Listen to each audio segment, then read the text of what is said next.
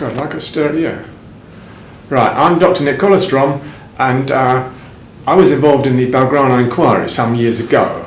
Okay, and a bunch of us felt we wanted to get the truth out of what had really happened, the escalation toward the precipitation of this war, the Tories getting re-elected, and we wanted to find out how Britain had defined things so that they had to do that phony event, sinking the Belgrano, and had to make up a whole lot of stories about why they sunk it in order to sink a peace plan. The peace plan was in the offing with Peru and America, top diplomats of South America involved, and Argentina was very glad at a way of pulling out from the brink of war, and there was a really good plans for sort of, independence of the Falkland Island people, and that all had to be sunk so that Margaret Thatcher could be the stern, Britannia ruling the waves, Britannia waving the rules, and have her war and then get re-elected. Did the Belgrano Enquiry actually make a difference? Well, a lot of people, like Clive Ponting, Tam Dalyell, Paul Rogers about Bradford School of Peace Studies, some authors who had written about the Falklands War, thought that it was a really important process. And our book has gone up to about $100 on Amazon for use, so I think there is a demand for it. And obviously, once the story is over, the media don't pick up on it anymore, so it's only a minority that do. But we felt we did our bit to look at the way, as Tony Benn has said, when war breaks out, truth is always the first victim. And that's what we try to look at. But did it actually make a difference, do you think, the inquiry that you held? And maybe you could talk about what actually happened, how the inquiry worked. Well, because many people now are thinking about similar things for 9/11 and 7/7. Yeah, so right. We're interested to hear about how do you start inquiring? We hired Hampstead Town Hall for a couple of days. We started without really any budget. We started inviting top experts, would they like to contribute, and we had a panel of 3 people. They're quite distinguished writers or people with independent judgment who would listen to the evidence. So at the end they wrote a report. That is the art of having a tribunal. You want people who will hear the evidence where you are not in control of the judgment they're going to reach. It's got to be seen that the people organising the tribunal are not controlling the judgment that the panel are going to reach, otherwise it's phony. So you've got that risk that you're setting up an event where there's some independence in the judgment of people, and they hear the evidence both ways. Now the catch is, with a People's Inquiry like that all the pro-government spokespersons refuse to come. Now you can't do anything about that. All you can say is we invited them, and we actually did get 1 or 2 people I was saying pro-war, or they would say pro the rights of the Falkland Islanders, to come along. So there were different views expressed, and so we got the nearest we could to an independent People's Inquiry. And while the thing was gaining momentum, and we got proper notepaper printed with Belgrano Action Group, we applied for funds, like from the Roundtree Trust, for example, and we got them.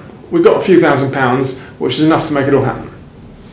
So at the end of the day, did it really make a difference? And did you discover stuff as part of that inquiry which hadn't been dug out by the press and hadn't been made public previously? Well, I think there's a lot more that still could come out that was secret, and Peru had a whole lot of stuff it didn't want to unleash, didn't want to let go of because it didn't want cause any trouble.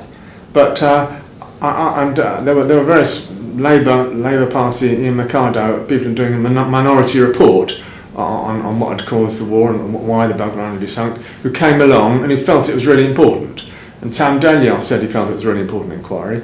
And it meant that in some degree the truth was put out there, although there's a lot more that could come out because of the secrecy rule. So I feel that it wouldn't make a big difference, but I think it was worth doing, yeah. Okay, so the current situation is that we have many of the victims of the 7/7 attacks in London who are also wondering why there hasn't been a proper inquiry into the London bombings. What are your concerns? Because you've written a forthcoming book about that called Terror on the Tube. What are your main concerns about 7/7? Well, this is a far more terrible and disgraceful event than than happened with the Falklands War. Mine is the one book that will tell the truth, as far as it's known, about this event, and will see through the phony accusations of Islamic guilt that have been put forward by the media and the government and the police. Well, it sounds to me like you've already taken the view that the 4 alleged bombers are innocent. Now, that doesn't sound like a very fair and balanced book. I do advocate the hypothesis of Islamic innocence. You're quite right. I try, this is a difficult judgment, isn't it? I try to let the reader make up their own mind and present the relevant evidence, but as far as possible. I try and let the reader be, as it were, Sherlock Holmes, evaluating what is relevant here. I treat the whole thing as an unsolved murder mystery. I'm not able to say, as such, who did it. Okay? That is left unresolved. But I do have an overall predisposition to see this within the context of 9/11 and other events which we call false flag, which are constructed to make it look as if Muslims had done it. There's a whole repeating pattern, and I do tend to see 7/7 as part of that repeating pattern. Well, the government and the police have explained that the Muslims did do it, so why is there any doubt about that? Well, it's the whole construction of the evidence that when you look close up at the stories, you keep on not seeing Muslims present. You keep on not seeing them as actually involved. Well, just a minute. We've all seen the CCTV pictures of these 4 guys. Well, what have we seen? Have we seen any credible pictures of them in London? That's, I mean, there was a possible one of Hasib Hussein in London, but it was all very dodgy. It was only released 3 years after the event. Well, I think most people will remember having seen them on the news. They were not long after. There were a whole load of CCTV images of these 4 guys on the London Tube. There certainly were. Published. Yeah, and we live in a time of fabricated, illusory images. This is a central part of the whole story. Now, those pictures that have convinced the majority of Londoners were actually from June the 28th, 10 days before the event, of 3 of the people who were later convicted, later regarded as guilty, who came up to London on a sort of pleasant weekend trip. And 3 of them did make the journey from Luton to King's Cross and did wander around town, and the those CCTV pictures were then re-shown as if it had been July the 7th. And that re-showing was very much done a year later, anniversary of the event. A whole lot of pictures kept being shown on the news, or actually the June 28th images, timestamp removed, with the story being put out of July the 7th. So a lot of people thought they'd seen that, and this was also done, that trick, that sleight of hand was done in various different programmes, but the truth is that for the first 3 years after the event, we only had one very, very dodgy looking picture of them at Luton, allegedly coming in to the Luton train station. Most people would say that was a perfectly normal, not a dodgy looking picture. It was just a CCTV image at Luton.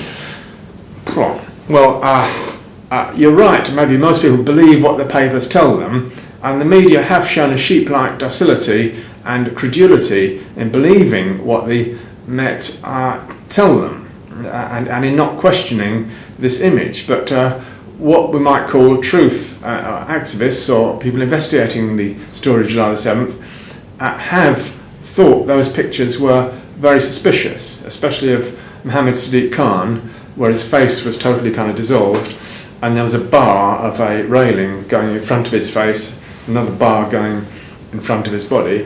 I mean, goodness knows, why does anyone release a picture with that happening? Can that be an artefact? I don't think so, no. So what you're saying is that you don't think that evidence would stand up in a court of law, and of course we haven't actually seen any kind of proper inquiry. There's absolutely no evidence to stand up for 2 minutes in a court of law for convicting those 4. You've got a phony witness, for example, on the bus that blew up in Tavistock Square. Well, that's quite a strong accusation. Who was that? Well, it was what was his name? Sorry, I just forgot his name. But he claimed to be on the bus and to have seen Hasib Hussein. Have you got that here somewhere? Yeah. Just, oh, sorry about that.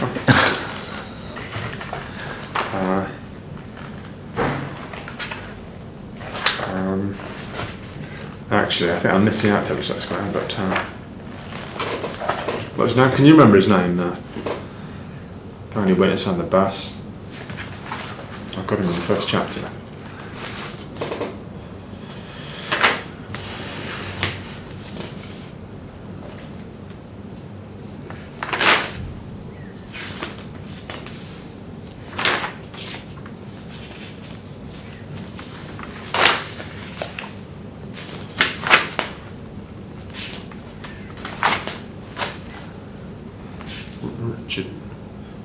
Richard Jones. Right, so why is Richard Jones a false witness? What makes you think he's a false witness? Well, he gave a testimony that kept changing. He said he was on the lower deck of the 30 bus.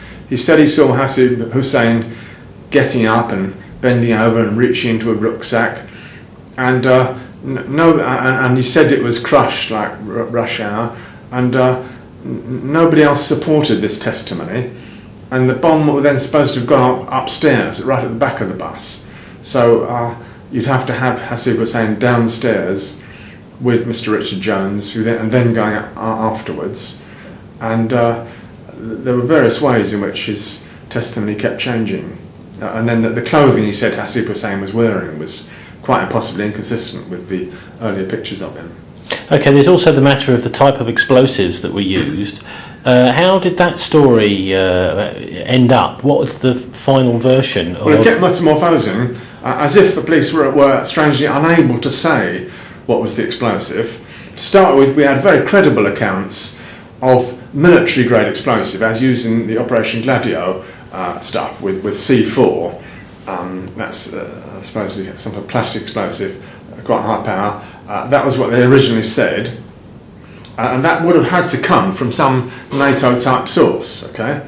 Now, once the story went up to Leeds, it had to be homebrewed explosives, and that then became the new gee-whiz thing called TATP.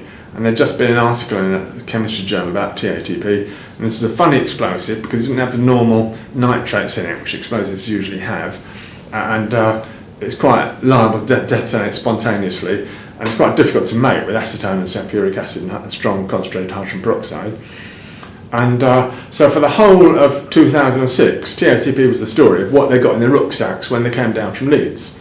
Okay, and then when these trials came up, trials last year, TATP, but also let me add this, in the big Heathrow liquid bomb hoax trials, remember all that, with people allegedly intending to blow up planes at Heathrow, mixing them in the toilets. That was also TATP. So it was like a new story, gee-whiz story for terror suspects, right, TATP. Now, by the time we had the trials last year, that had vanished completely. Nobody was mentioning TATP at all. As if it was just too impossible to have these four lads. Nobody had them having any interest in chemistry at all. Nobody had any evidence of learning they knew how to make a bomb, or any interest in making a bomb at all, right?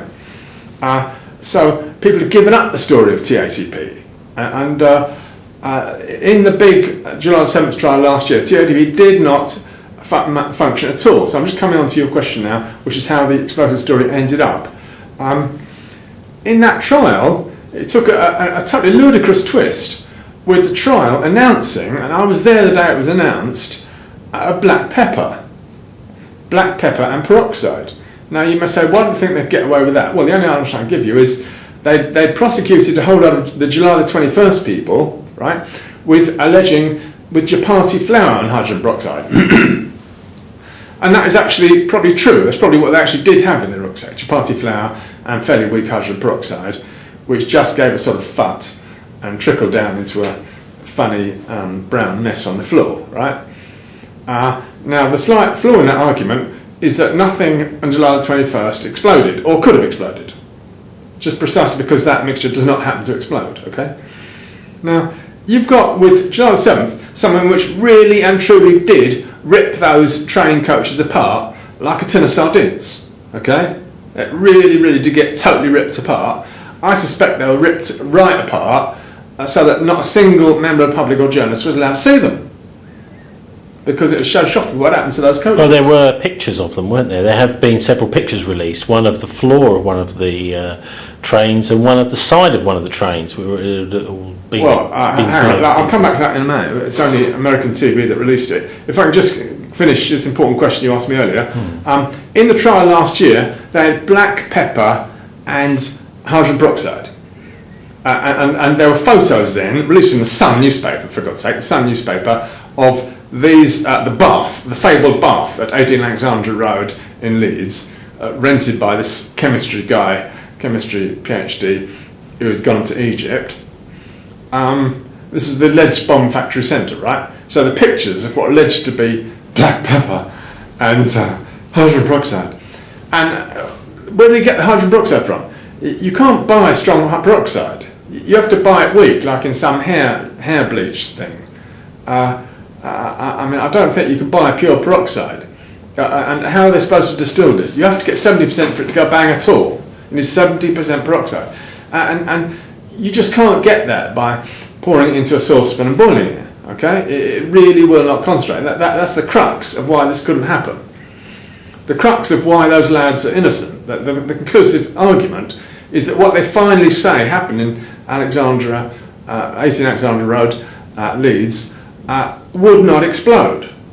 If that is finally what they're supposed to have had. Well, what if they did get hold of this concentrated hydrogen peroxide through a wider network? Well, you get some sort of bang, but that was never claimed. The whole story, you have to follow the story the way they told it, is that they weren't in contact with the big Al-Qaeda network terrorists. They were homegrown terrorists in Leeds doing it themselves and brewing it up themselves in a bathroom.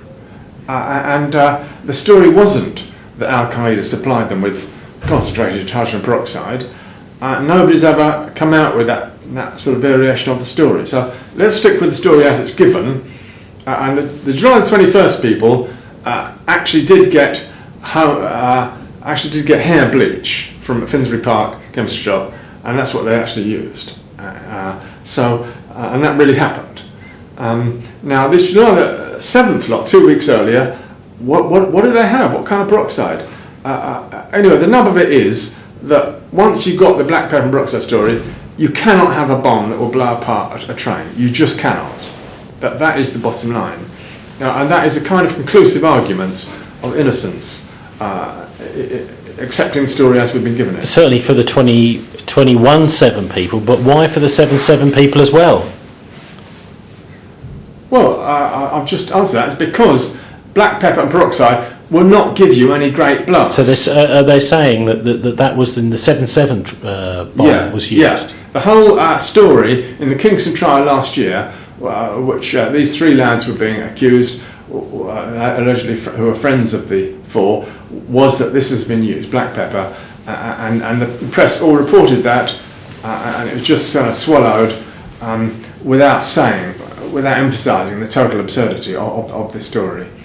So I think police should brush up on their basic chemistry and try to sort out what will actually go bang, and in particular not try to bring about prosecutions until they've shown that something will actually go bang. Now, what about the security on the London Underground? Because we know that 10 months before the 7-7 bombings, that the Gordon Brown ordered the London Underground privatised, despite the fact that we'd had a discussion as part of the London Assembly with Ken Livingstone, where the people of London had decided that they didn't want the tube privatised. Yeah. 10 months before 7-7, they were privatised. Yeah. Well, Mayor Ken was very much against this, wasn't he? And he tried to stop Metrolink and Tube Lines. These were the two independent companies that were taking it over, and they subcontracted to, I think, Bechtel, which is a very suspicious company, and a whole lot of military work contracts in Iraq for the US military. So I think you had very suspicious contracts going out for his privatising, and the main spokesmen in these companies were unaware of the Israeli firm Variant Systems, which had been given a whole of contracts for analysing the CCTV on London Undergrounds. And this is a very suspicious company, as you know, Tony.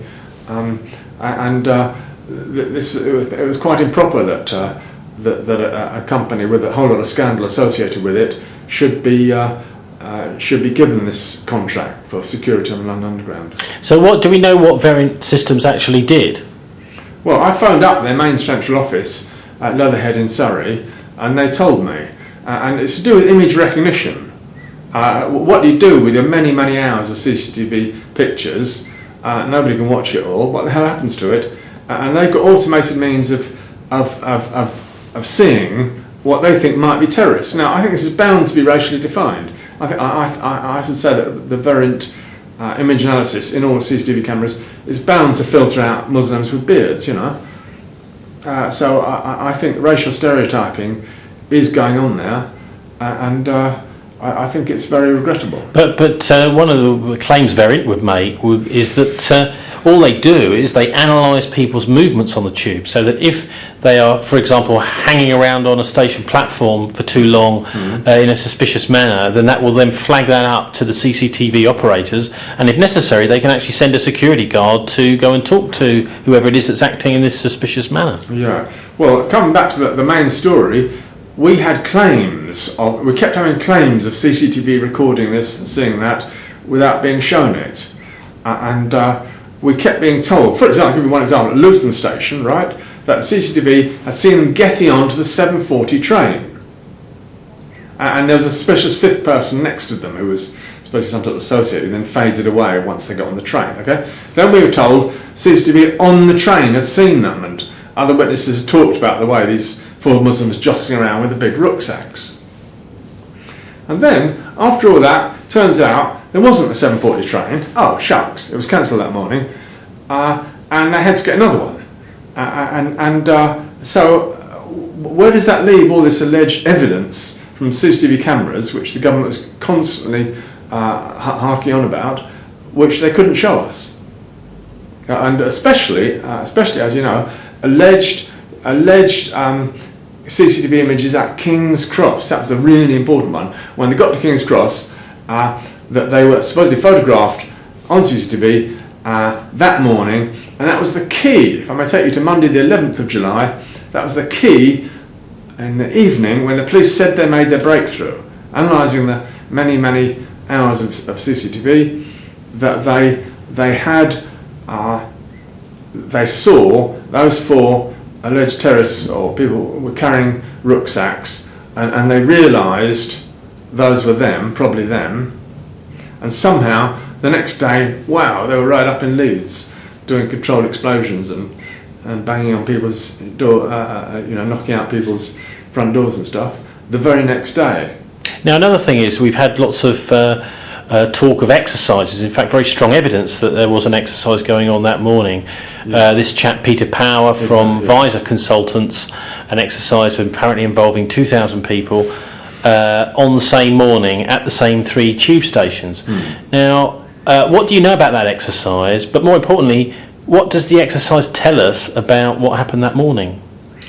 Well, Peter Power did rush out quite quickly on the 5 o'clock news that day and say that he was part of that, he'd had a terror drill going on in the morning. And he then told several, and as you said, it sounded like a real exercise, and there were also a lot of accounts of real fire engine stuff turning up at tube stations, making it look as if real exercises were going on. Now, is this at the same time as the bombings, or beforehand? It's just beforehand.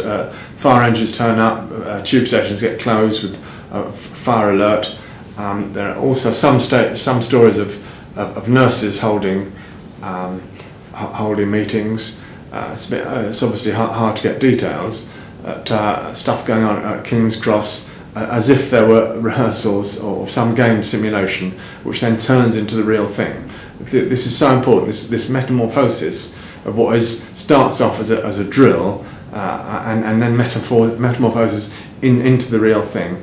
And Peter Power, as I see it, he didn't realise initially what he was going to be involved in. He would have thought it was just a terror drill that his visa consultants were professionally quite involved in, and I think he had a big shock when it kind of went real and turned into the live real thing, and he kind of realised he was in a sticky situation, and to save his skin, as it were, he then went public and said, isn't this an amazing coincidence? The hairs on my head are still sticking up from the shock of it. So that's right. And after maybe it is just a coincidence. Well, the mathematics of improbability are a bit too great there.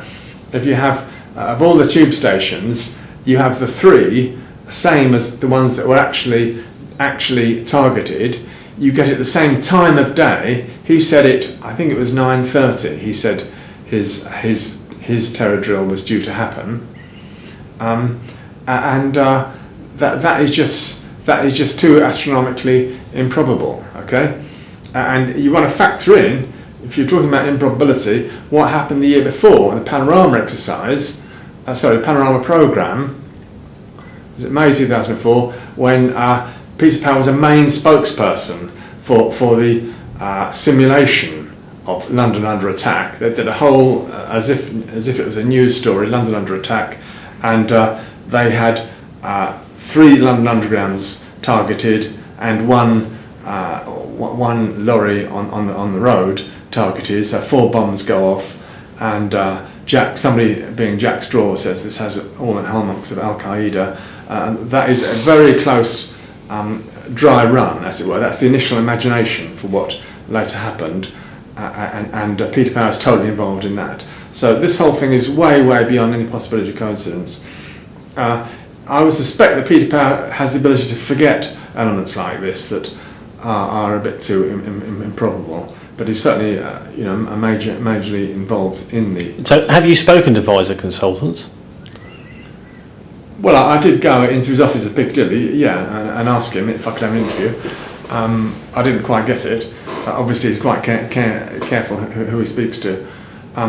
But the process of imagining this event is so important to appreciate that, just as with the 9/11, it is imagined through the terror drills which precedes it. It's not some Muslim out there who imagines it. The Muslims have no idea about it, or they certainly don't plan it. Imagination comes from things like that Panorama program, and that is then followed by the Operation Atlantic Blue in the same year, 2005, April that year. That is a huge collaboration, America and Britain, and that involves bombs going off on the London Underground, and it involves that being synchronised with a major international summit. So that's a further degree of imagination of the whole event, and that was totally classified. I talked to some top nurses who was involved. In these kind of terror drills that happened in May 2005, you get games being played with wounded people being carried on stretchers, and it's been taken to hospitals, and all the different ministerial departments are involved, different hospitals are involved, and you have to you go through a game playing simulation, which is all very exciting. It takes several days and is then totally secret, and that is also part of imagining the whole event, right? And then a further stage, just in the very months before the event, involved Warner Brothers. This is the American touch comes in, and Warner Brothers are down in the London Underground. What they're doing, they're filming V for Vendetta. Fancy that. In the up to about June 2005, they just happened to be filming V for Vendetta, which has a tube train loaded up with explosives to go and blow up. It's going to blow up the House of Commons or something. But so you get a huge American company down in the London Underground. And is this really the way to protect British citizens? I think we need to consider the idea of security. How can we feel secure? And it might help to ask British ordinary members of the public, Londoners, do you feel more secure with these big terror drills going on? Are you happy with the international involvement of Israeli security firms and so forth? And if you have these big game simulations of terror unfolding on the tube or anywhere else, are you sure that really makes you feel safer? I think that's quite an important question, because we have quite detailed accounts of 9/11 with the game simulation, And as I'm sure you're also aware, Tony, we have the same thing with the Madrid bombings. If I may just give you that example.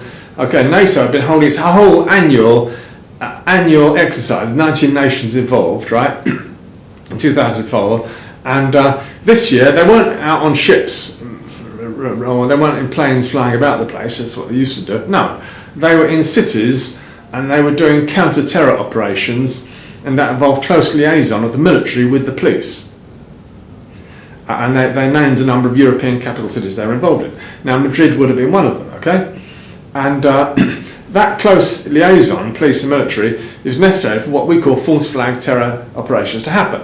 That is when the terror which the public experience is actually arranged from high up within rogue elements of the government and military intelligence, and then projected onto whoever they want to demonise, whoever they want the enemy to be. The Gladio used to be the commies, used to be blamed on the commies, the left wing, and now we've got a new enemy for this new war of civilization. It's the Muslims get blamed. Okay, so the big NATO terror drill happened, 90 nations, and then what happens when it finishes? Within 24 hours, the Madrid station blows up. 10 different bombs go off in the centre of Madrid, and NATO puts out a communique saying, "Oh, well, this shows how urgently vital and relevant our rehearsal was," and total secrecy is slapped on that whole 5 day long, I think it's 5 days, the NATO exercise. If you would like some details, right? We'd like some details. What exactly were they doing in Madrid? Were they snooping around on the train stations? Who exactly were they liaising with? Now, you can't get any details at all about that. None. That is totally secret, and that is, as it were, the way the event is imagined. The imagination event comes in the anti-terror agents, and we could, if you like, say something very similar about the Bali bombs. Perhaps you don't want to go into it just now, but it was the so-called anti-terror police chiefs who get massive funding from America, and part of the subtext of that funding is that they have to do this terrible thing, and the Muslims have to be blamed. So I think we need to see this repeated pattern, and terribly important, desperately important for the peace movement to get wise that this is actually happening by the people who think they control our world. So are there any other problems you think with the London bombings that really need to be scrutinised properly in some sort of public inquiry, an independent inquiry? What about the Canary Wharf activities at Canary Wharf that day? What evidence is there about things going on down in Docklands? Well, you mentioned an independent public inquiry. What I think would be wonderful is if the people who got traumatic memories could come together. We're always being slagged off by the police, by the media, saying, "Oh, look, can't you leave these poor people alone? Haven't they suffered enough?" Well, I think the contrary is the case, that to heal their trauma, they need to be allowed to get together and remember the event. For example, there are victims groups, though, aren't there? Well, okay, there is a King's Cross one.